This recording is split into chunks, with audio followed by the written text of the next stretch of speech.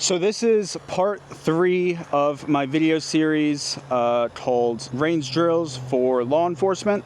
So if you're unfamiliar with this series, go check out my other 2 videos on it. In a nutshell, it's a series I'm doing that goes over specific drills that are designed to specifically mimic certain situations that you might find yourself in as a law enforcement officer. So today's drill is all about speed, surprise, and violence of action. If you picked up on it, yes, it is a quote-unquote CQB style drill. So without me rambling too much, let me go get my kit on and set everything up and we'll get into it. This is a drill you can do solo. You don't necessarily need somebody else there with you in order to effectively do this drill. But it does help a lot to have somebody else there that can randomize the target placements and stuff like that. So let me flip this around here and kind of show you what I have going on set up. So 4 barrels here, stacked on top of each other, about the size of a doorway. And then if you notice, as we pan across, if you get really tight in here, can't see the paper over there, pan across, you have a target there you have to engage while panning. You have a second one right there, which is partially, it's a partial silhouette, so have to be a little bit more accurate. Coming to this corner, you can see the target there on the ground that I have set up, but that's not the target. It is there. So you have 2 deep corners as you come in to the room. So engage those, and basically what you're going to do is just get a bunch of reps making entries, taking all the CQB fundamentals into context and applying those. And again, you want to try to be fast and aggressive with it. Speed, surprise, violence of action. If I told you there was somebody in this room over here and they were in the deep corner and they had a gun pointed at that corner, how would you enter that room? If you had to, right? So think hostage situation, right? They're in the corner, they have a gun at a hostage. The second you come in, they're going to point the gun at you and start shooting at you. You wouldn't walk. You would move fast. You would be violent with your movement, with your presentation, with everything. And so you want to try to get the reps in doing that here on the range. That way, if you have to apply them in real life, you've done it before. So this drill is primarily meant to be run with a rifle because for a lot of people, this would apply to some sort of warrant service or, like I said, hostage rescue. And in a lot of cases, not every case, but a lot of cases, if you're doing that sort of stuff, you're gonna have your rifle.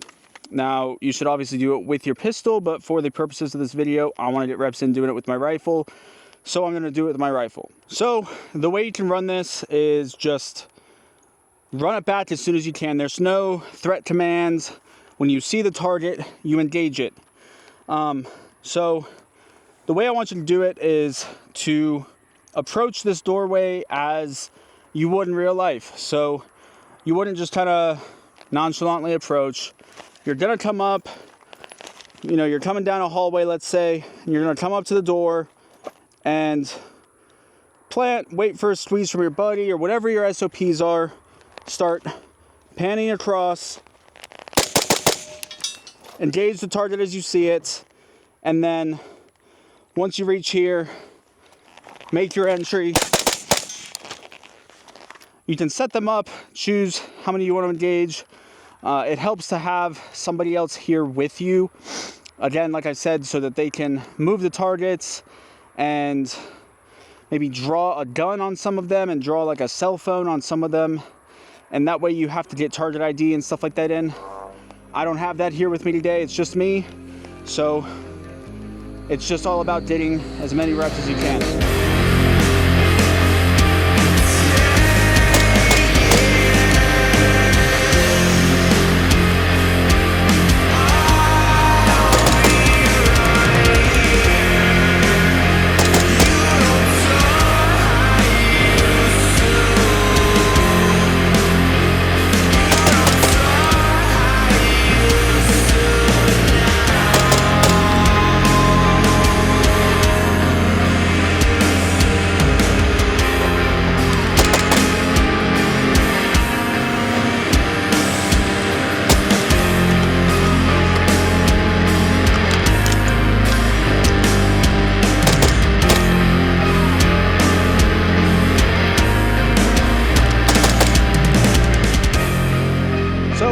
let's take a look at the hits really quick. On this target, dropped one really low here, otherwise low A zone for everything. Dropped one low out of the head, otherwise the other three were here in the A bots where they should be. On the limited presentation target, 1, 2, 3, 4, 5, 6, 7, 8, 9, 10, 11. So I guess I dropped one out there. I guess I hit the cover here is what that looks like. There's 11 on the other one. I dropped one somewhere over there too. This was a target I used for the other video. But 1, 2, 3, 4, 5, 6, 7, 8, 9. So it's telling me right there when I'm panning across and engaging this guy, I'm not getting that good headshot presentation. I'm kind of rushing it, so I need to work on that.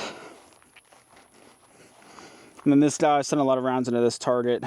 1, 2, 3, 4, 5, 6, 7, 8, 9, 10, 11, 12, 13, 14, 15, 16, 17, 18, 19, 20. And then I don't know if that was there before or not. But I know I sent an odd number of rounds here. So I've got 1, 2, 3, 4, 5, 6, 7 headshots. It means either I sent an extra round that I just wasn't paying attention to the head, or I dropped a round. Again, this isn't a CQB fundamentals video. This is strictly a drill video for you to apply what you have learned so far for CQB and diagnose what you might need to work on going forward. Now again, this is very close proximity stuff, so you really shouldn't be missing the target outright. If you notice, I was doing Mozambique. So it's a Mozambique with rapid movement and turning and multiple engagements, all that kind of stuff. So inherently, it's going to be a little bit more difficult to get the dot on the head. And so if you weren't able to do that, it's something for you to work on, myself included. I obviously dropped a couple of rounds on the head. So going forward, I know that I need to try to diagnose what is going on with that and work on it. So really quick, one thing I forgot to mention thus far is make sure you're manipulating your safety. Safety should be on when you are starting your panning process. The second you see an engage, you will come up from that low ready and engage. That thread is now neutralized, so safety back on, continue your pan, check the other deep corner, make sure nothing's sticking out over there waiting to shoot you. And then as you are making entry and hitting whichever corner you're hitting, you would flip your safety off then and then engage. So just one little thing, forgot to mention that thus far. With all that being said, guys, again, I hope this helps you out, gives you an idea of a drill or two that you can do on the range and sort of test your skills, see where they stack up in a live fire environment while still being safe, and help you diagnose what you might be doing wrong to help you get better. So again, it helps to have a buddy here for this drill. You don't need it, but it helps because in an ideal world, you would be able to turn around, face away from the target area, have your buddy pre-position targets in places where you don't know where they are, and then ideally he could draw either a gun or a phone or something on there to indicate if it is a shoot or no shoot. That way there is target ID, and that would really be the most effective way to train this drill. But I'm out here alone today, so I can't do that, unfortunately, but you absolutely should. And I absolutely will at some point. So if you enjoyed the video, make sure to drop it a like, drop a subscribe if you want to see more. This is a series I plan on continuing, this range drills for law enforcement series. So if you enjoyed it, like, subscribe, do all the things. Also, I officially launched my Discord server. So if you want to hop in there, the link is in the description below. I have a range drills thread, among others, in there where I will be posting these specific drills and you will be able to add videos of you doing those drills. You can interact with me, give me feedback on what you're seeing. I can give you feedback. Other members can give you feedback. It perpetuates from there. So join that if that's something you look forward to and you want. And I hope to see you there. With all that being said, guys, let me stop rambling, finish this thing out. Appreciate you watching. Have a good day.